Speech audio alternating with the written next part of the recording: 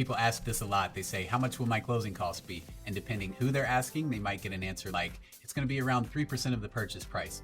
We'll explore if this is true next.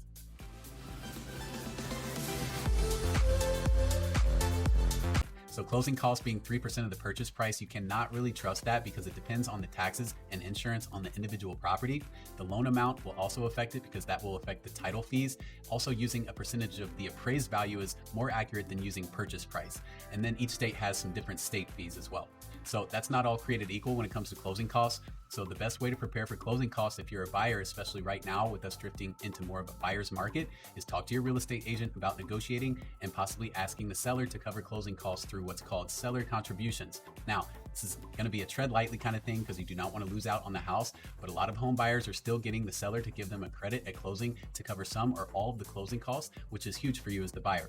Different programs do assign percentage of the loan amount limits on how much the seller can legally contribute, and your lender can help decide if those funds can or should also be applied towards a temporary or permanent rate buy down depending on how long you anticipate keeping the loan and your preferred cash versus monthly payment position.